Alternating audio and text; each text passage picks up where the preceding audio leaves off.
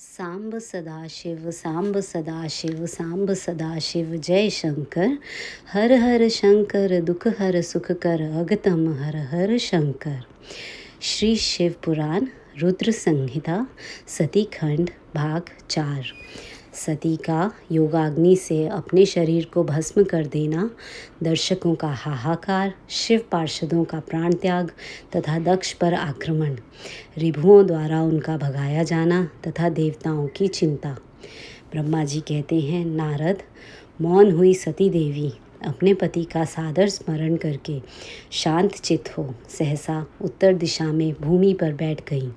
उन्होंने विधिपूर्वक जल का आचमन करके वस्त्र ओढ़ लिया और पवित्र भाव से आंखें मूंद कर पति का चिंतन करती हुई वे योग मार्ग में स्थित हो गईं। उन्होंने आसन को स्थिर कर प्राणायाम द्वारा प्राण और अपान को एक रूप करके नाभि चक्र में स्थित किया। फिर उदान वायु को बलपूर्वक नाभि चक्र से ऊपर उठाकर बुद्धि के साथ हृदय में स्थापित किया। तत्पश्चात शंकर की प्राण वल्लभा अनिंदिता सती उस हृदय स्थित वायु को कंठ मार्ग से भ्रिकुटियों के बीच में ले गई। इस प्रकार दक्ष पर कुपित हो सहसा अपने शरीर को त्यागने की इच्छा से सती ने अपने संपूर्ण अंगों में योग मार्ग के अनुसार वायु और अग्नि की धारणा की। तदनंतर अपने पति के चरणार विंदों का चिंतन करती हुई सती ने अन्य सब वस्तुओं का ध्यान भुला दिया। उनका चित्त योग मार्ग में स्थित हो गया था, इसलिए वहाँ उन्हें पति के चरणों के अतिरिक्त और कुछ नहीं दिखाई दिया। मुनिश्रेष्ठ, सती का निष्पाप शरीर तत्काल गिरा और उनकी इच्छा के अनुसार योगाग्नि से जलकर उसी क्षण भस्म हो गया। उस समय वहाँ आए हुए देवता आदि ने जब यह घटना देखी तब वे बड़े जोर से हाहाकार करने लगे। उनका वह महान, अद्भुत, विचित्र एवं भयंकर हाहाकार आकाश में और पृथ्वी तल पर सब ओर फैल गया। लोग कह रहे थे, हाय, महान देवता भगवान शंकर की परम प्रेयसी सती देवी ने किस दुष्ट के दुर्व्यवहार से कुपित हो अपने प्राण त्याग दिए। अहो, ब्रह्मा जी के पुत्र इस दक्ष की बड़ी भारी दुष्टता तो देखो। सारा चराचर जगत जिसकी संतान है, उसी की पुत्री मनस्विनी सती देवी, जो सदा ही मान पाने के योग्य थी, उसके द्वारा ऐसे निरादृत हुई कि प्राणों से ही हाथ धो बैठी। भगवान वृषभध्वज की प्रिया सती सदा सभी सत्पुरुषों द्वारा निरंतर सम्मान पाने की अधिकारिणी थी। वास्तव में उसका हृदय बड़ा ही असहिष्णु है। वह प्रजापति दक्ष ब्राह्मण द्रोही है, इसलिए सारे संसार में उसे महान अपयश प्राप्त होगा। उसकी अपनी ही पुत्री उसी के अपराध से जब प्राण त्याग करने को उद्यत हो गई, तब भी उस महान नरक भोगी शंकर द्रोही ने उसे रोका तक नहीं।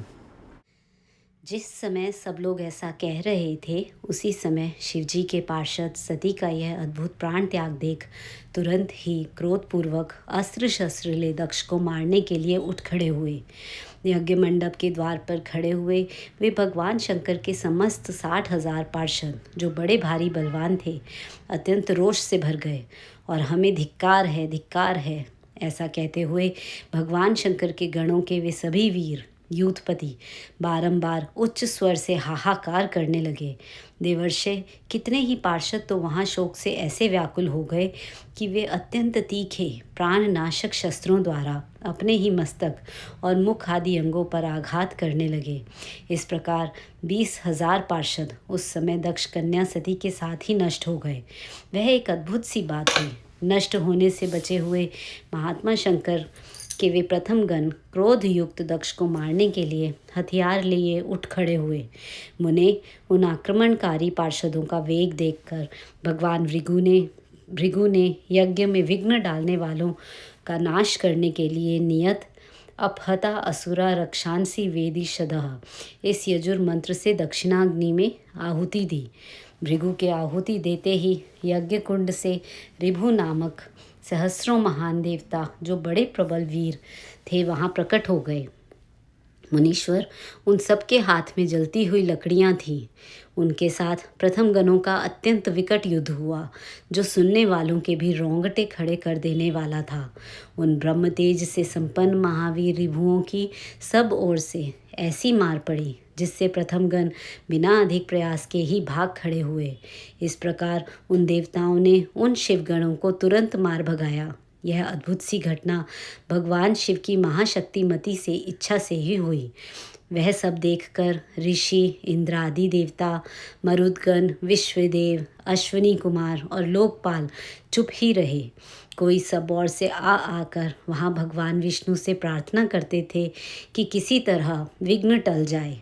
वे उद्विग्न हो बारंबार विघ्न निवारण के लिए आपस में सलाह करने लगे। प्रथम गणों के नाश होने और भगाए जाने से जो भावी परिणाम होने वाला था, उसका भली भांति विचार करके उत्तम बुद्धि वाले श्री विष्णु आदि देवता अत्यंत उद्विग्न हो उठे थे। मुने, इस प्रकार दुरात्मा शंकर द्रोही ब्रह्म बंधु दक्ष के यज्ञ में उस समय बड़ा भारी विघ्न उपस्थित हो गया। आकाशवाणी द्वारा दक्ष की भर्त्सना, उनके विनाश की सूचना तथा समस्त देवताओं को यज्ञ मंडप से निकल जाने की प्रेरणा।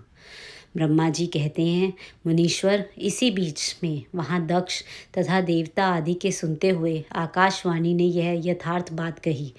रे रे दुराचारी दक्ष, ओ दंभाचार परायण महामूढ़, यह तूने कैसा अनर्थकारी कर्म कर डाला। ओ मूर्ख, शिव भक्त राज दधीची के कथन को भी तूने प्रमाणिक नहीं माना, जो तेरे लिए सब प्रकार से आनंददायक और मंगलकारी था।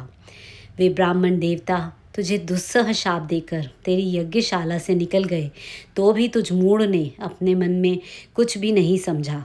उसके बाद तेरे घर में मंगलमयी सती देवी स्वतः पधारी, जो तेरी अपनी ही पुत्री थी, किंतु तूने उनका भी परम आदर नहीं किया। ऐसा क्यों हुआ?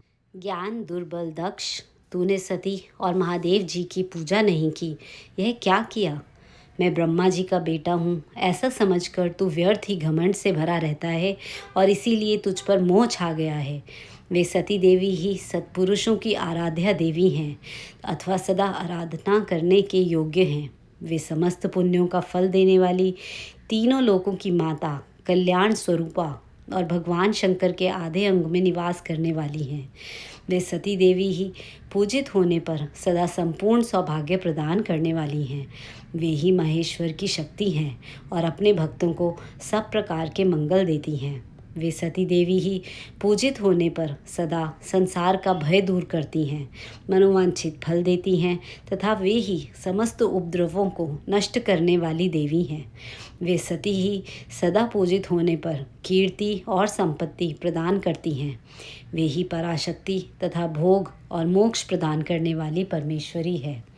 वे सती ही जगत को जन्म देने वाली माता है, जगत की रक्षा करने वाली अनादि शक्ति और प्रलय काल में जगत का संहार करने वाली हैं।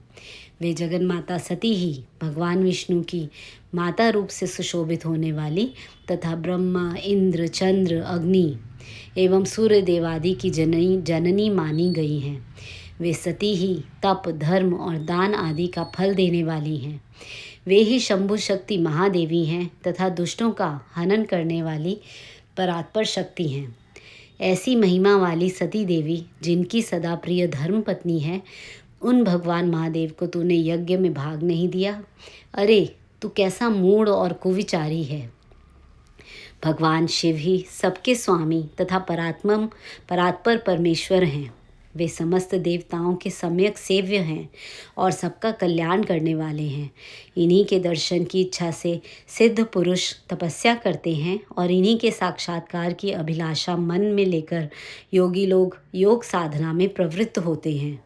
अनंत धन धान्य और यज्ञ याग आदि का सबसे महान फल यही बताया गया है कि भगवान शंकर का दर्शन सुलभ हो। शिव ही जगत का धारण पोषण करने वाले हैं। वे ही समस्त विद्याओं के पति एवं सब कुछ करने में समर्थ हैं। आदि विद्या के श्रेष्ठ स्वामी और समस्त मंगलों के भी मंगल वे ही हैं। दुष्ट दक्ष, तूने उनकी शक्ति का आज सत्कार नहीं किया है, इसलिए इस यज्ञ का विनाश हो जाएगा। पूजनीय व्यक्तियों की पूजा न करने से अमंगल होता है। तूने परम पूज्य शिव स्वरूपा सती का पूजन नहीं किया। शेषनाग अपने सहस्त्र मस्तकों से प्रतिदिन प्रसन्नतापूर्वक जिनके चरणों की रज धारण करते हैं, उन्हीं भगवान शिव की शक्ति सती देवी थी, जिनके चरण कमलों का निरंतर ध्यान और सादर पूजन करके ब्रह्मा जी ब्रह्मत्व को प्राप्त हुए हैं, उन्हीं भगवान शिव की प्रिय पत्नी सती देवी थीं।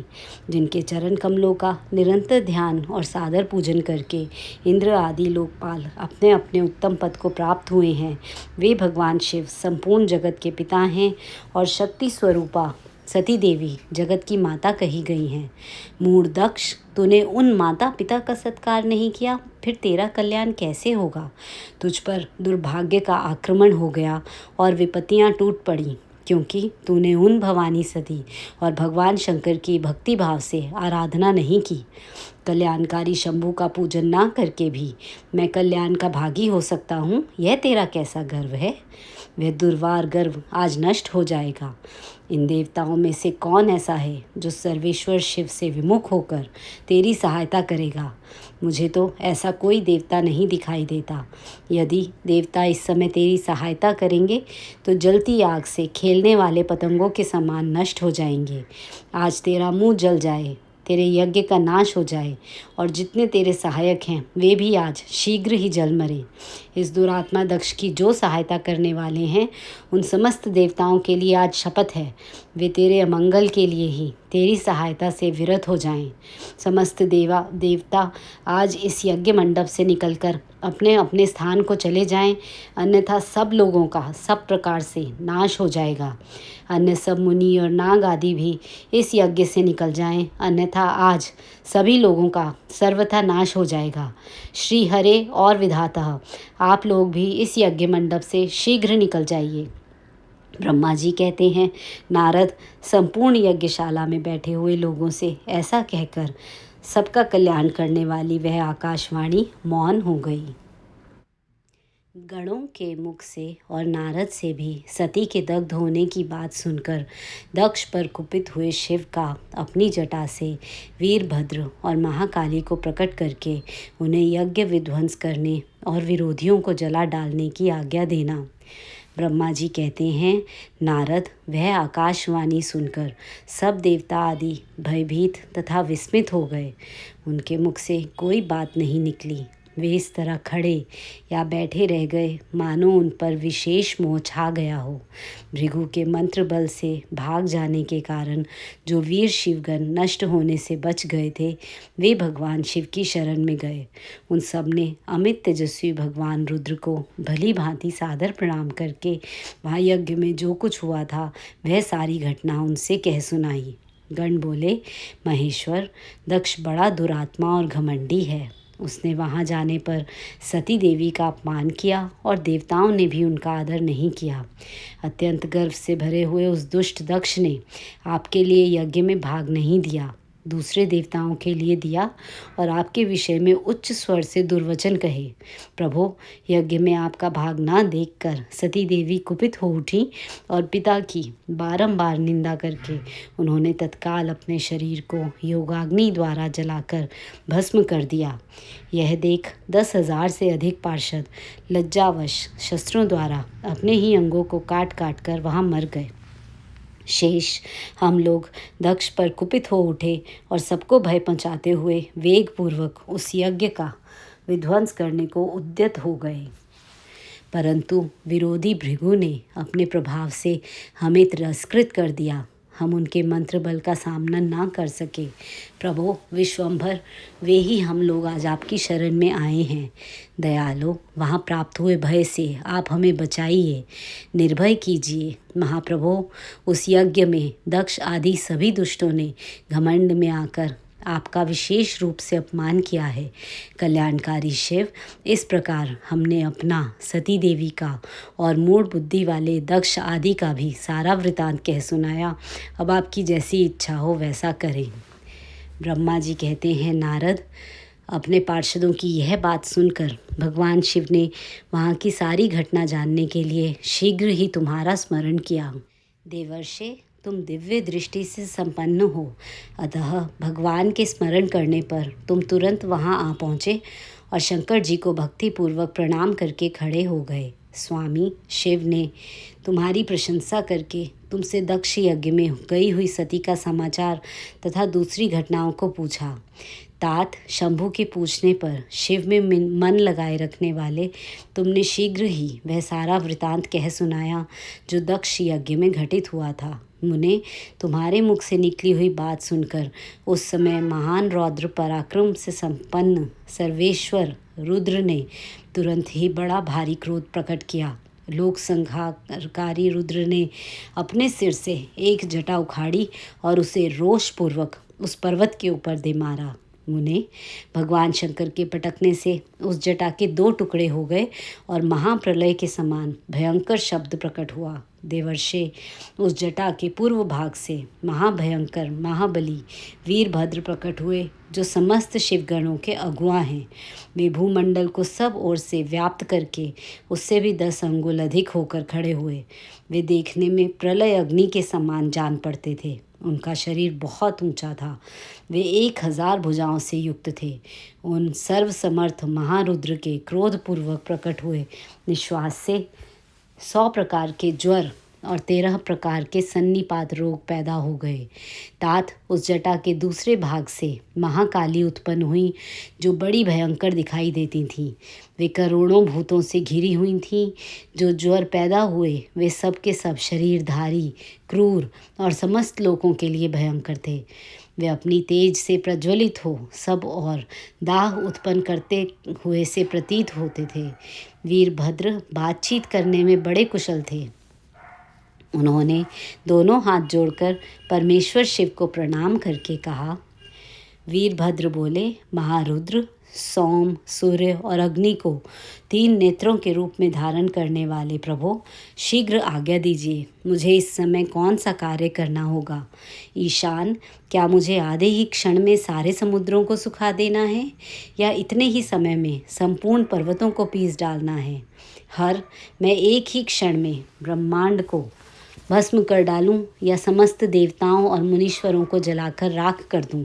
शंकर, ईशान, क्या मैं समस्त लोगों को उलट पलट दूं या संपूर्ण प्राणियों का विनाश कर डालूं? महेश्वर, आपकी कृपा से कहीं कोई भी ऐसा कार्य नहीं है जिसे मैं ना कर सकूं। पराक्रम के द्वारा मेरी समानता करने वाला वीर न पहले कभी हुआ है और न आगे होगा। शंकर, आप किसी तिनके को भेज दें तो भी वह बिना किसी यत्न के क्षण भर में बड़े से बड़ा कार्य सिद्ध कर सकता है, इसमें संशय नहीं है।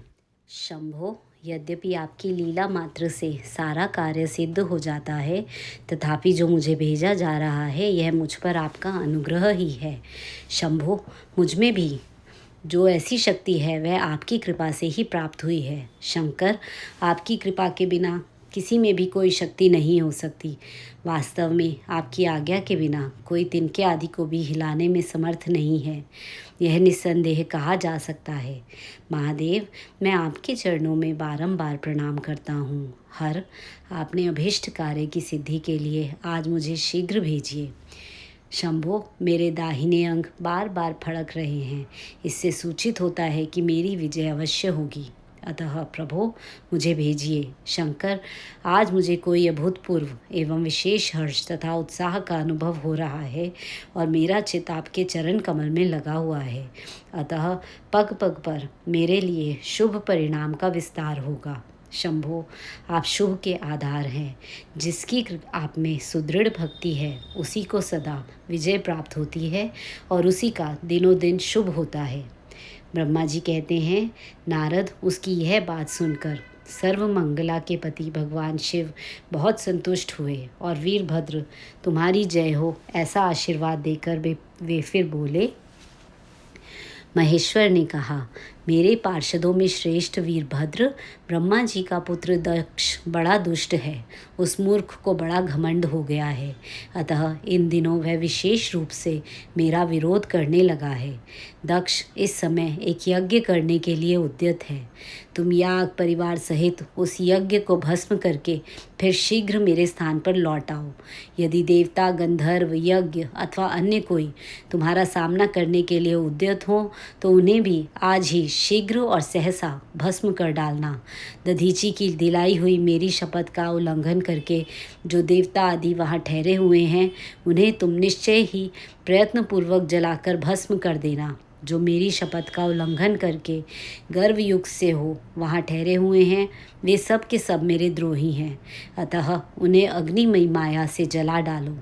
दक्ष की यज्ञशाला में जो अपनी पत्नियों और सारभूत उपकरणों के साथ बैठे हों, उन सबको जलाकर भस्म कर देने के पश्चात फिर शीघ्र लौट आना।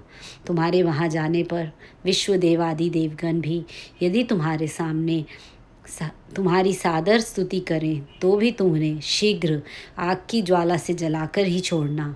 वीर, वहाँ दक्ष आदि सब लोगों को पत्नी और बंधु बांधवों सहित जलाकर कलशों में रखे हुए जल को लीलापूर्वक पी जाना। ब्रह्मा जी कहते हैं, नारद, जो वैदिक मर्यादा के पालक, काल के भी शत्रु तथा सबके ईश्वर हैं, वे भगवान रुद्र रोष से लाल आंखें किए महावीर वीरभद्र से ऐसा कहकर चुप हो गए। प्रथम गणों सहित वीरभद्र और महाकाली का दक्ष यज्ञ विध्वंस के लिए प्रस्थान। दक्ष तथा देवताओं को अपशकुन एवं उत्पात सूचक लक्षणों का दर्शन एवं भय होना। ब्रह्मा जी कहते हैं, नारद, महेश्वर के इस वचन को आदरपूर्वक सुनकर वीरभद्र बहुत संतुष्ट हुए। उन्होंने महेश्वर को प्रणाम किया। तत्पश्चात उन देवाधिदेव शूली की उपर्युक्त आज्ञा को शिरोधार्य करके वीरभद्र वहाँ से शीघ्र ही दक्ष के यज्ञ मंडप की ओर चले। भगवान शिव ने केवल शोभा के लिए उनके साथ करोड़ों महावीर गणों को भेज दिया, जो प्रलय अग्नि के समान तेजस्वी थे। वे कौतूहलकारी प्रबल वीर प्रथम गणवीर भद्र के आगे और पीछे भी चल रहे थे। काल के भी काल भगवान रुद्र के वीरभद्र सहित जो लाखों पार्षद गण थे, उन सबका स्वरूप रुद्र के ही समान था। उन गणों के साथ महात्मा वीरभद्र भगवान शिव के समान ही वेशभूषा धारण किए रथ पर बैठकर यात्रा कर रहे थे। उनकी 1,000 भुजाएं थीं। शरीर में नागराज लिपटे हुए थे। वीरभद्र बड़े प्रबल और भयंकर दिखाई देते थे। उनका रथ बहुत विशाल था।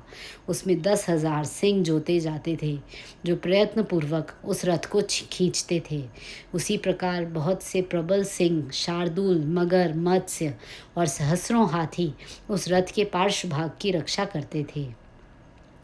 काली, कात्यायनी, ईशानी, चामुंडा, मुंडमर्दिनी, भद्रकाली, भद्रा, त्वरिता तथा वैष्णवी, इन 9 दुर्गाओं के साथ तथा समस्त भूतगणों के साथ महाकाली दक्ष का विनाश करने के लिए चली। डाकिनी, शाकिनी, भूत, प्रमथ, गुयक, कुष्मांड, परपट, चटक, ब्रह्म, राक्षस, भैरव तथा क्षेत्रपाल आदि ये सभी वीर भगवान शिव की आज्ञा का पालन एवं दक्ष के यज्ञ का विनाश करने के लिए तुरंत चल दिए। इनके सिवा 64 गणों के साथ योगिनियों का मंडल भी सहसा कुपित हो या दक्ष यज्ञ का विनाश करने के लिए वहाँ से प्रस्थित हुआ। इस प्रकार कोटि कोटि गण एवं विभिन्न प्रकार के गणाधीश वीरभद्र के साथ चले। उस समय भेरियों की गंभीर ध्वनि होने लगी। नाना प्रकार के शब्द करने वाले शंख बज उठे। भिन्न भिन्न प्रकार के सींगे बजने लगी। महामुने, सेना सहित वीरभद्र की यात्रा के समय वहाँ बहुत से सुखद शगुन होने लगे। इस प्रकार जब प्रथम गणों सहित वीरभद्र ने प्रस्थान किया, तब उधर दक्ष तथा देवताओं को बहुत से अशुभ लक्षण दिखाई देने लगे।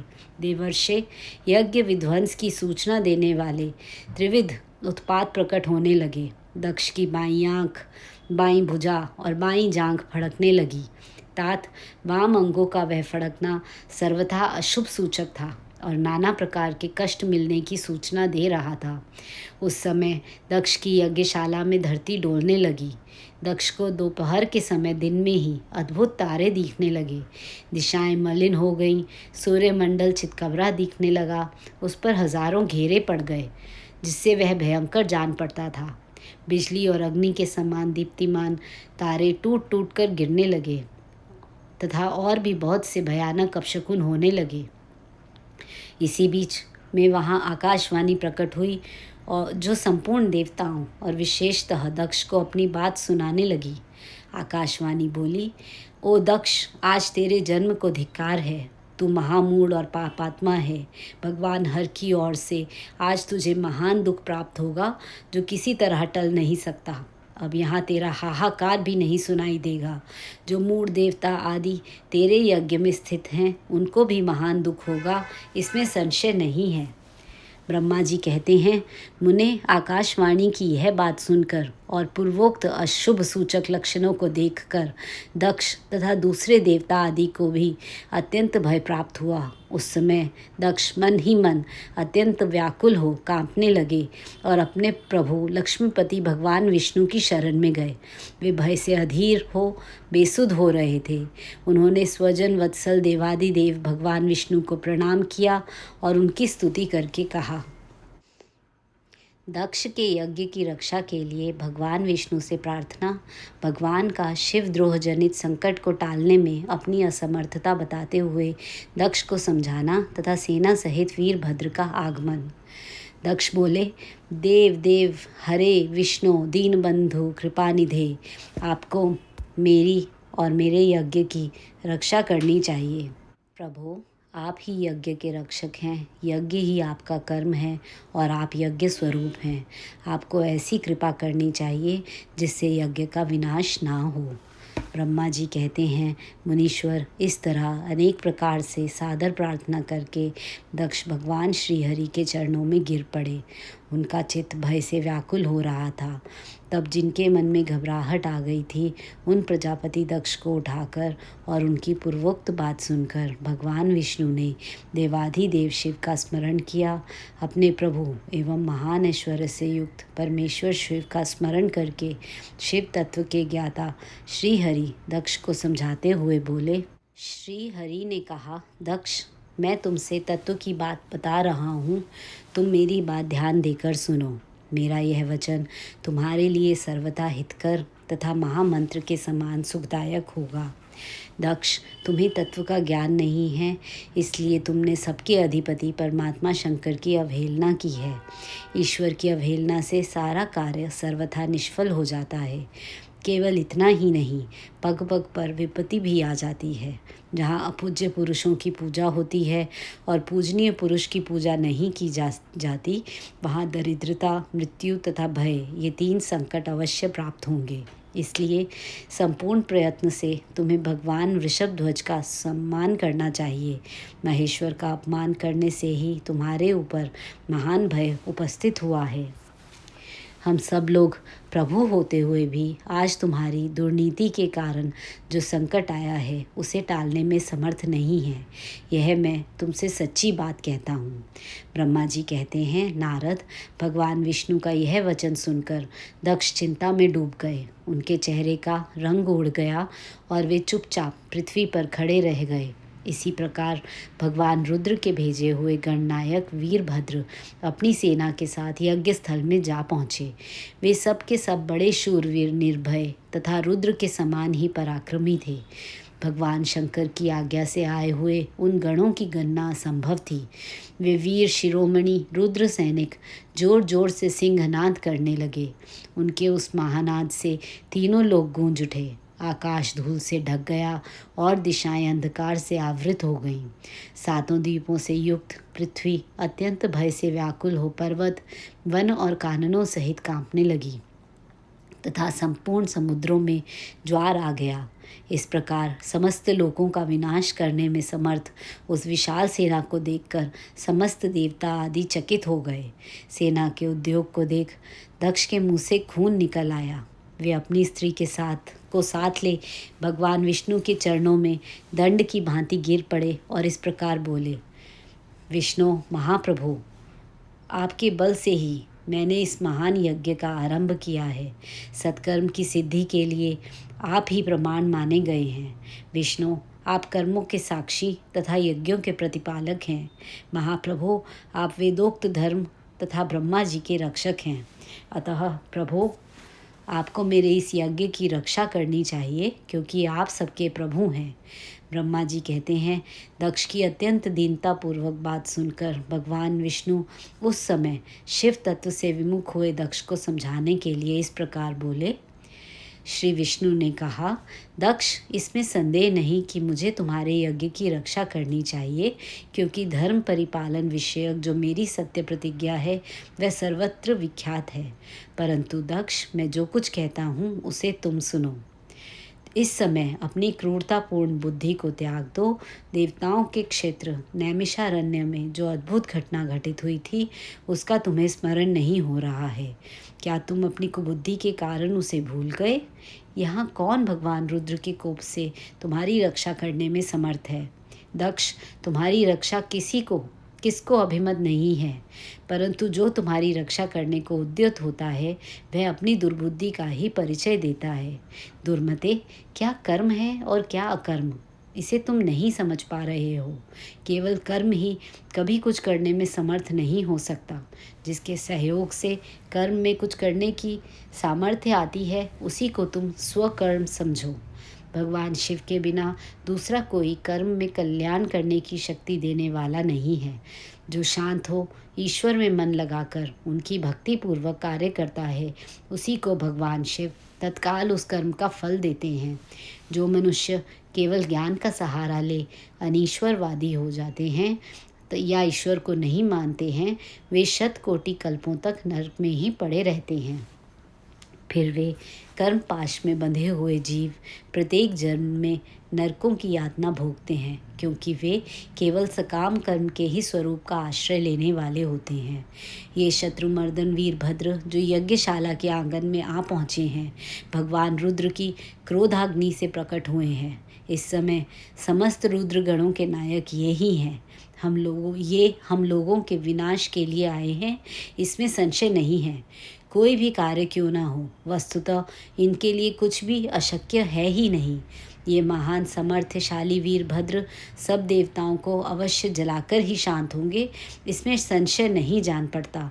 मैं भ्रम से महादेव जी की शपथ का उल्लंघन करके जो यहाँ ठहरा रहा, उसके कारण तुम्हारे साथ मुझे भी इस कष्ट का सामना करना ही पड़ेगा। भगवान विष्णु इस प्रकार कह ही रहे थे कि वीरभद्र के साथ शिवगणों की सेना का समुद्र उमड़ आया। समस्त देवता आदि ने उसे देखा। देवताओं का पलायन, इंद्र आदि के पूछने पर बृहस्पति का रुद्रदेव की अजयता बताना, वीरभद्र का देवताओं को युद्ध के लिए ललकारना, श्री विष्णु और वीरभद्र की बातचीत तथा विष्णु आदि का अपने लोक में जाना एवं दक्ष और यज्ञ का विनाश करके वीरभद्र का कैलाश को लौटना। ब्रह्मा जी कहते हैं, नारद, उस समय देवताओं के साथ शिवगणों का घोर युद्ध आरंभ हो गया। उसमें सारे देवता पराजित हुए और भागने लगे। वे एक दूसरे का साथ छोड़कर स्वर्गलोक में चले गए। उस समय केवल महाबली इंद्र आदि लोकपाल ही उस दारुण संग्राम में धैर्य धारण करके उत्सुकतापूर्वक खड़े रहे। तदनंतर इंद्र आदि सब देवता मिलकर उस सम्रांगण में बृहस्पति जी को विनीत भाव से नमस्कार करके पूछने लगे। लोकपाल बोले, गुरुदेव बृहस्पति, तात, महाप्राज्ञ, दयानिधे, शीघ्र बताइए, हम जानना चाहते हैं कि हमारी विजय कैसे होगी। उनकी यह बात सुनकर बृहस्पति ने प्रयत्नपूर्वक भगवान शंभु का स्मरण किया और ज्ञान दुर्बल महेंद्र से कहा। बृहस्पति बोले, इंद्र, भगवान विष्णु ने पहले जो कुछ कहा था वह सब इस समय घटित हो गया। मैं उसी को स्पष्ट कर रहा हूँ। सावधान होकर सुनो। समस्त कर्मों का फल देने वाला जो कोई ईश्वर है वह कर्ता का ही आश्रय लेता है। कर्म करने वाले को ही उस कर्म का फल देता है। जो कर्म नहीं करता है उसको फल देने में वह भी समर्थ नहीं है। अतः जो ईश्वर को जानकर उसका आश्रय लेकर सत्कर्म करता है उसी को उस कर्म का फल मिलता है, ईश्वर द्रोही को नहीं। न मंत्र, न औषधियाँ, न समस्त अभिचारिक कर्म, न लौकिक पुरुष, न कर्म, न वेद, न पूर्व और उत्तर मीमांसा तथा न नाना वेदों से युक्त अन्य शास्त्र ही ईश्वर को जानने में समर्थ होते हैं, ऐसा प्राचीन विद्वानों का कथन है। अन्य शरण भक्तों को छोड़कर दूसरे लोग संपूर्ण वेदों का 10,000 बार स्वाध्याय करके भी महेश्वर को भली भांति नहीं जान सकते, यह माँ श्रुति का कथन है। अवश्य भगवान शिव के अनुग्रह से ही सर्वथा शांत, निर्विकार एवं उत्तम दृष्टि से सदाशिव के तत्व का साक्षात्कार हो सकता है। सुरेश्वर, क्या कर्तव्य है और क्या अकर्तव्य, इसका विवेचन करना। अभीष्ट होने पर मैं जो इसमें सिद्धि का उत्तम अंश है उसी का प्रतिपादन करूँगा। तुम अपने हित के लिए उसे ध्यान देकर सुनो। इंद्र, तुम लोकपालों के साथ आज नादान बनकर दक्ष यज्ञ में आ गए। बताओ तो यहाँ क्या पराक्रम करोगे। भगवान रुद्र जिनके सहायक हैं, ऐसे ये परम क्रोधी रुद्रगण इस यज्ञ में विघ्न डालने के लिए आए हैं और अपना काम पूरा करेंगे, इसमें संशय नहीं है। मैं सत्य सत्य कहता हूँ कि इस यज्ञ के विघ्न का निवारण करने के लिए वस्तुतः तुम में से किसी के पास भी सर्वथा कोई उपाय नहीं है। बृहस्पति जी की यह बात सुनकर वे इंद्र सहित समस्त लोकपाल बड़ी चिंता में पड़ गए। तब महावीर रुद्रगणों से घिरे हुए वीरभद्र ने मन ही मन भगवान शंकर का स्मरण करके इंद्र आदि लोकपालों को डांटा और इसके पश्चात रुद्रगणों के नायक वीरभद्र ने रोष से भरकर तुरंत ही संपूर्ण देवताओं को तीखे बाणों से घायल कर दिया। उन बाणों की चोट खाकर इंद्र आदि समस्त सुरेश्वर भागते हुए 10 दिशाओं में चले गए। जब लोकपाल चले गए और देवता भाग खड़े हुए, तब वीरभद्र अपने गणों के साथ यज्ञशाला के समीप गए। उस समय वहाँ विद्यमान समस्त ऋषि अत्यंत भयभीत हो परमेश्वर श्री हरि से रक्षा की प्रार्थना करने के लिए सहसा नतमस्तक हो शीघ्र बोले, देव देव रमानाथ सर्वेश्वर महाप्रभु, आप दक्ष के यज्ञ की रक्षा कीजिए। आप ही यज्ञ हैं, इसमें संशय नहीं है। यज्ञ आपका कर्म रूप और अंग है। आप यज्ञ के रक्षक हैं, अतः दक्ष यज्ञ की रक्षा कीजिए। आपके सिवा दूसरा कोई इसका रक्षक नहीं है। ब्रह्मा जी कहते हैं, नारद, ऋषियों का यह वचन सुनकर मेरे सहित भगवान विष्णु वीरभद्र के साथ युद्ध करने की इच्छा से चले। श्रीहरि को युद्ध के लिए उद्यत देख शत्रुमर्दन वीरभद्र, जो वीर प्रथम गणों से घिरे हुए थे, कड़े शब्दों में भगवान विष्णु को डांटने लगे। ब्रह्मा जी कहते हैं, नारद, वीरभद्र की यह बात सुनकर बुद्धिमान देवेश्वर विष्णु वहाँ प्रसन्नतापूर्वक हंसते हुए बोले। श्री विष्णु ने कहा, वीरभद्र, आज तुम्हारे सामने मैं जो कुछ कहता हूँ उसे सुनो। मैं भगवान शंकर का सेवक हूँ, तुम मुझे रुद्रदेव से विमुख न कहो। दक्ष अज्ञानी है, कर्मकांड में ही इसकी निष्ठा है। इसने मूर्तावश पहले मुझसे बारंबार अपने यज्ञ में चलने के लिए प्रार्थना की थी। मैं भक्त के अधीन ठहरा, इसलिए चला आया। भगवान महेश्वर भी भक्त के अधीन रहते हैं। तात दक्ष मेरा भक्त है, इसलिए मुझे यहाँ आना पड़ा है। रुद्र के क्रोध से उत्पन्न हुए वीर, तुम रुद्र तेज स्वरूप हो, उत्तम प्रताप के आश्रय हो। मेरी प्रतिज्ञा सुनो। मैं तुम्हें आगे बढ़ने से रोकता हूँ और तुम मुझे रोको। परिणाम वही होगा जो होने वाला होगा। मैं पराक्रम करूँगा। ब्रह्मा जी कहते हैं, नारद, भगवान विष्णु के ऐसा कहने पर महाबाहु वीरभद्र हंसकर बोला, आप मेरे प्रभु के प्रिय भक्त हैं, यह जानकर मुझे बड़ी प्रसन्नता हुई है। इतना कहकर गणनायक वीरभद्र हंस पड़ा और विनय से नतमस्तक हो बड़ी प्रसन्नता के साथ श्री विष्णुदेव से कहने लगा, वीरभद्र ने कहा, महाप्रभो, मैंने आपके भाव की परीक्षा के लिए कड़ी बातें कही थी। इस समय यथार्थ बात कहता हूँ, सावधान होकर सुनो। हरे, जैसे शिव हैं वैसे आप हैं, जैसे आप हैं वैसे शिव हैं, ऐसा वेद कहते हैं और वेदों का यह कथन शिव जी की आज्ञा के अनुसार ही है। रमानाथ, भगवान शिव की आज्ञा से हम सब लोग उनके सेवक ही हैं। तथापि मैंने जो बात कही है वह इस वाद विवाद के अवसर के अनुरूप ही है। आप मेरी हर बात को आपके प्रति आदर के भाव से ही कही गई समझिए। ब्रह्मा जी कहते हैं, वीरभद्र का यह वचन सुनकर भगवान श्री हरि हंस पड़े और उसके लिए हितकर वचन बोले। श्री विष्णु ने कहा, महावीर, तुम मेरे साथ निशंक होकर युद्ध करो। तुम्हारे अस्त्रों से शरीर के भर जाने पर ही मैं अपने आश्रम को जाऊंगा। ब्रह्मा जी कहते हैं, ऐसा कहकर भगवान विष्णु चुप हो गए और युद्ध के लिए कमर कसकर डट गए।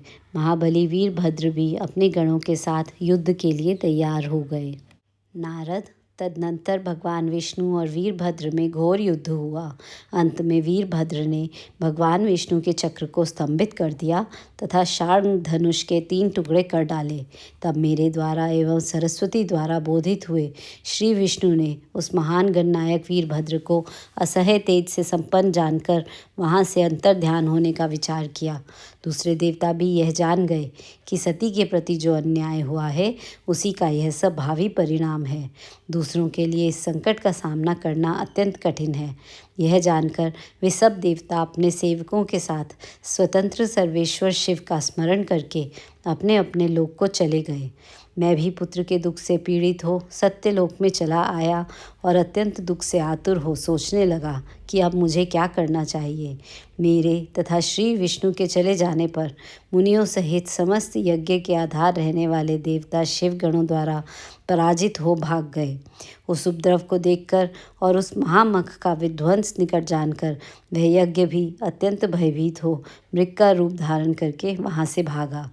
मृग के रूप में आकाश की ओर भागते देख वीरभद्र ने उसे पकड़ लिया और उसका मस्तक काट डाला। फिर उन्होंने मुनियों तथा देवताओं के अंग भंग कर दिए और बहुतों को मार डाला। प्रतापी मणिभद्र ने भृगु को उठाकर पटक दिया और उनकी छाती को पैर से दबाकर तत्काल उनकी दाढ़ी मूछ नोच ली। चंड ने बड़े वेग से पूषा के दांत उखाड़ लिए, क्योंकि पूर्व काल में जिस समय महादेव जी को दक्ष के द्वारा गालियां दी जा रही थी उस समय वे दांत दिखा दिखाकर हंसे थे। नंदी ने भग को रोषपूर्वक पृथ्वी पर दे मारा और उनकी दोनों आंखें निकाल लीं, क्योंकि जब दक्ष शिव जी को शाप दे रहे थे उस समय वे आंखों के संकेत से अपना अनुमोदन सूचित कर रहे थे। वहाँ रुद्रगण नायकों ने स्वधा स्वाहा और दक्षिणा देवियों की बड़ी विडंबना की। वहाँ जो मंत्र तंत्र और दूसरे लोग थे उनका भी बहुत तिरस्कार किया। ब्रह्मपुत्र दक्ष भय के मारे अंतर्वेदी के भीतर छिप गए। वीरभद्र उनका पता लगाकर उन्हें बलपूर्वक पकड़ लाए। फिर उनके दोनों गाल पकड़कर उन्होंने उनके मस्तक पर तलवार से आघात किया, परंतु योग के प्रभाव से दक्ष का सिर अभेद्य हो गया था, इसलिए कट नहीं सका। जब वीरभद्र को ज्ञात हुआ कि संपूर्ण अस्त्र शस्त्रों से इनके मस्तक का भेदन नहीं हो सकता, तब उन्होंने दक्ष की छाती पर पैर रखकर दबाया और दोनों हाथों से गर्दन मरोड़कर तोड़ डाली। फिर शिवद्रोही दुष्ट दक्ष के उस सिर को गणनायक वीरभद्र ने अग्निकुंड में डाल दिया। तदनंतर जैसे सूर्य घोर अंधकार राशि का नाश करके उदयाचल पर आरूढ़ होते हैं, उसी प्रकार वीरभद्र दक्ष और उनके यज्ञ का विध्वंस करके कृतकार्य हो तुरंत ही वहाँ से उत्तम कैलाश पर्वत को चले गए। वीरभद्र को काम पूरा करके आया देख परमेश्वर शिव मन ही मन बहुत संतुष्ट हुए और उन्होंने वीर प्रमथगणों का अध्यक्ष बना दिया।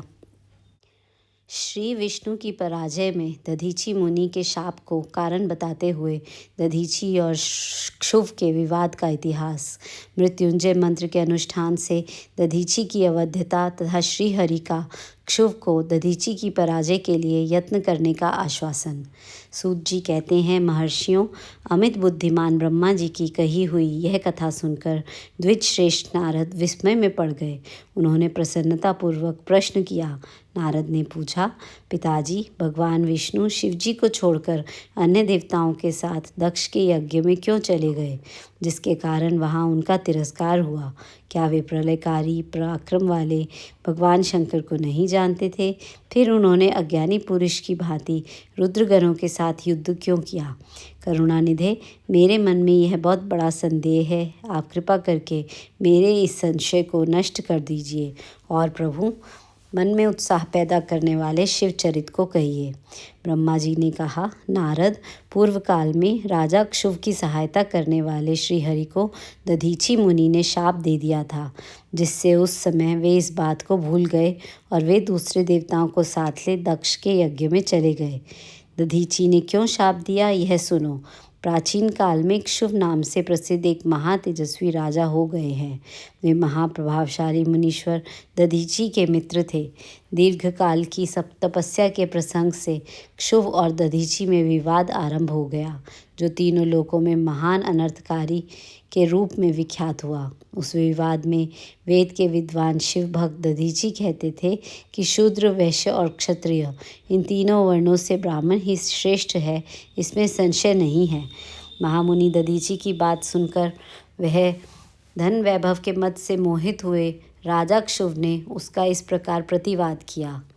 क्षुभ बोले, राजा इंद्र आदि 8 लोकपालों के स्वरूप को धारण करता है। वह समस्त वर्णों और आश्रमों का पालक एवं प्रभु है, इसलिए राजा ही सबसे श्रेष्ठ है। राजा की श्रेष्ठता का प्रतिपादन करने वाली श्रुति भी कहती है कि राजा सर्वदेवमय है। मुने, इस श्रुति के कथनानुसार जो सबसे बड़ा देवता है वह मैं ही हूँ। इस विवेचन से ब्राह्मण की अपेक्षा राजा ही श्रेष्ठ सिद्ध होता है। च्यवन नंदन, आप इस विषय में विचार करें और मेरा अनादर ना करें, क्योंकि मैं सर्वथा आपके लिए पूजनीय हूँ। राजा क्षुभ का यह मत श्रुतियों और स्मृतियों के विरुद्ध था। इसे सुनकर भृगुकुल भूषण मुनिश्रेष्ठ दधीची को बड़ा क्रोध हुआ। मुने, अपने गौरव का विचार करके कुपित हुए महातेजस्वी दधीची ने क्षुभ के मस्तक पर बाएं मुक्के से प्रहार किया। उनके मुक्के की मार खाकर ब्रह्मांड के अधिपति कुत्सित बुद्धि वाले क्षुभ अत्यंत कुपित हो गरज उठे और उन्होंने वज्र से दधीची को काट डाला। उस वज्र से आहत हो भृगुवंशी दधीची पृथ्वी पर गिर पड़े। भार्गव वंशधर दधीची ने गिरते समय शुक्राचार्य का स्मरण किया। योगी शुक्राचार्य ने आकर दधीची के शरीर को, जिसे क्षुभ ने काट डाला था, तुरंत जोड़ दिया। दधीची के अंगों को पूर्ववत जोड़कर शिव भक्त शिरोमणि तथा मृत्युंजय विद्या के प्रवर्तक शुक्राचार्य ने उनसे कहा। शुक्र बोले, तात दधीची, मैं सर्वेश्वर भगवान शिव का पूजन करके तुम्हें श्रुति प्रतिपादित महामृत्युंजय नामक श्रेष्ठ मंत्र का उपदेश देता हूँ। त्र्यंबकम यजामहे, हम भगवान त्र्यंबक का यजन आराधन करते हैं। त्र्यंबक का अर्थ है तीनों लोकों के पिता प्रभावशाली शिव। वे भगवान सूर्य, सोम और अग्नि तीनों मंडलों के पिता है। सत्व, रज और तम तीनों गुणों के महेश्वर हैं। आत्म तत्व, विद्या तत्व और शिव तत्व, इन 3 तत्वों के आवनीय, गार्हपत्य और दक्षिणाग्नि, इन 3 अग्नियों के सर्वत्र उपलब्ध होने वाले पृथ्वी, जल एवं तेज, इन 3 मूर्त भूतों के अथवा सात्विक आदि भेद से त्रिविध भूतों के त्रिदेव, स्वर्ग के, त्रिभुज के, त्रिधा भूत सबके ब्रह्मा, विष्णु और शिव तीनों देवताओं के महान ईश्वर महादेव जी ही हैं। यहाँ तक मंत्र के प्रथम चरण की व्याख्या हुई है। मंत्र का द्वितीय चरण है सुगंधिम पुष्टि वर्धनम। जैसे फूलों में उत्तम गंध होती है, उसी प्रकार वे भगवान शिव संपूर्ण भूतों में, तीनों गुणों में, समस्त कृत्यों में, इंद्रियों में, अन्य अन्य देवों में और गणों में उनके प्रकाशक सारभूत आत्मा के रूप में व्याप्त हैं। अतएव सुगंध युक्त एवं संपूर्ण देवताओं के ईश्वर हैं। यहाँ तक सुगंधिम पद की व्याख्या हुई है। अब पुष्टिवर्धनम की व्याख्या करते हैं। उत्तम व्रत का पालन करने वाले द्विजश्रेष्ठ महामुनि नारद, उन अंतर्यामी पुरुष शिव से प्रकृति का पोषण होता है। महत तत्व से लेकर विशेष पर्यंत संपूर्ण विकल्पों की पुष्टि होती है तथा मुझ ब्रह्मा का, विष्णु का, मुनियों का और इंद्रियों सहित देवताओं का भी पोषण होता है। इसलिए वे ही पुष्टिवर्धन हैं। अब मंत्र के तीसरे और चौथे चरण की व्याख्या करते हैं। उन दोनों चरणों का स्वरूप यूँ है। उर्वारुकमिव बंधनान मृत्योर्मुक्षीयमामृतात्, अर्थात प्रभु, जैसे खरबूजा पक जाने पर लता बंधन से छूट जाता है, उसी तरह मैं मृत्यु रूप बंधन से मुक्त हो जाऊं, अमृत पद मोक्ष से पृथक न होऊं। वे रुद्रदेव अमृत स्वरूप हैं, जो पुण्य कर्म से, तपस्या, स्वाध्याय से, योग से अथवा ध्यान से उनकी आराधना करते हैं, उसे नूतन जीवन प्राप्त होता है। इस सत्य के प्रभाव से भगवान शिव स्वयं ही अपने भक्त को मृत्यु के सूक्ष्म बंधन से मुक्त कर देते हैं, क्योंकि वे भगवान ही बंधन और मोक्ष देने वाले हैं। ठीक उसी तरह जैसे उर्वारुक अर्थात ककड़ी का पौधा अपने फल को स्वयं ही लता के बंधन में बांधे रखता है और पक जाने पर स्वयं ही उसे बंधन से मुक्त कर देता है। यह मृत संजीवनी मंत्र है जो मेरे मत से सर्वोत्तम है। तुम प्रेम पूर्वक नियम से भगवान शिव का स्मरण करते हुए इस मंत्र का जाप करो। जप और हवन के पश्चात इसी से अभिमंत्रित किए हुए जल को दिन और रात में पियो तथा शिव विग्रह के समीप बैठकर उन्हीं का ध्यान करते रहो। इससे कहीं भी मृत्यु का भय नहीं रहता। न्यास आदि सब कार्य करके विधिवत भगवान शिव की पूजा करो। यह सब करके शांत भाव से बैठकर भक्त वत्सल शंकर का ध्यान करना चाहिए। मैं भगवान शिव का ध्यान बता रहा हूँ, जिसके अनुसार उनका चिंतन करके मंत्र जाप करना चाहिए। इस तरह निरंतर जप करने से बुद्धिमान पुरुष भगवान शिव के प्रभाव से उस मंत्र को सिद्ध कर लेता है। जो अपने 2 कर कमलों में रखे हुए 2 कलशों से जल निकालकर उनसे ऊपर वाले 2 हाथों द्वारा अपने मस्तक को सींचते हैं, अन्य 2 हाथों में 2 घड़े लिए उन्हें अपनी गोद में रखे हुए हैं तथा शेष 2 हाथों में रुद्राक्ष एवं मृग मुद्रा धारण करते हैं, कमल के आसन पर बैठे हैं, सिर पर स्थित चंद्रमा से निरंतर झरते हुए अमृत से जिनका सारा शरीर भीगा हुआ है तथा जो 3 नेत्र धारण करने वाले हैं, उन भगवान महामृत्युंजय का, जिनके साथ गिरिराज नंदिनी उमा भी विराजमान है, मैं भजन चिंतन करता हूँ। ब्रह्मा जी कहते हैं, तात मुनि श्रेष्ठ दधीची को इस प्रकार उपदेश देकर शुक्राचार्य भगवान शंकर का स्मरण करते हुए अपने स्थान को लौट गए। उनकी यह बात सुनकर महामुनि दधीची बड़े प्रेम से शिवजी का स्मरण करते हुए तपस्या के लिए वन में गए। वहाँ जाकर उन्होंने विधि पूर्वक महामृत्युंजय मंत्र का जप और प्रेम पूर्वक भगवान शिव का चिंतन करते हुए तपस्या प्रारंभ की। दीर्घ काल तक उस मंत्र का जप और तपस्या द्वारा भगवान शंकर की आराधना करके दधीची ने महामृत्युंजय शिव को संतुष्ट किया। महामुने उस जप से प्रसन्नचित हुए भक्त वत्सल भगवान शिव दधीची के प्रेमवश उनके सामने प्रकट हो गए। अपने प्रभु शंभु का साक्षात दर्शन करके मुनीश्वर दधीची को बड़ी प्रसन्नता हुई। उन्होंने विधि पूर्वक प्रणाम करके दोनों हाथ जोड़ भक्ति भाव से शंकर का स्तवन किया। तात मुने, तदनंतर मुनि के प्रेम से प्रसन्न हुए शिव ने च्यवन कुमार दधीची से कहा, तुम वर मांगो। भगवान शिव का यह वचन सुनकर भक्त शिरोमणि दधीची दोनों हाथ जोड़ नतमस्तक हो भक्त वत्सल शंकर से बोले। दधीची ने कहा, देव देव महादेव, मुझे 3 वर दीजिए। मेरी हड्डी वज्र हो जाए, कोई भी मेरा वध न कर सके और मैं सर्वत्र अधीन रहूं, कभी मुझ में दीनता न आए। दधीची का यह वचन सुनकर प्रसन्न हुए परमेश्वर ने तथास्तु कह उन्हें वे 3 वर दे दिए। शिवजी से 3 वर पाकर वेद मार्ग में प्रतिष्ठित महामुनि दधीची आनंद मग्न हो गए और शीघ्र ही राजा क्षुभ के स्थान में गए। महादेव जी से अवध्यता, वज्रमयस्थि और अधीनता पाकर दधीची ने राजेंद्र क्षुभ के मस्तक पर लात मारी। फिर तो राजा क्षुभ ने भी क्रोध करके दधीची पर वज्र से प्रहार किया। वे भगवान विष्णु के गौरव से अधिक गर्व में भरे हुए थे, परंतु क्षुभ का चलाया हुआ वह वज्र परमेश्वर शिव के प्रभाव से महात्मा दधीची का नाश न कर सका। इससे ब्रह्म कुमार क्षुभ को बड़ा विस्मय हुआ। मुनीश्वर दधीची की अवध्यता, अधीनता तथा वज्र से भी बढ़ चढ़कर प्रभाव देखकर ब्रह्म कुमार क्षुभ के मन में बड़ा आश्चर्य हुआ। उन्होंने शीघ्र ही वन में जाकर इंद्र के छोटे भाई मुकुंद की आराधना आरंभ की।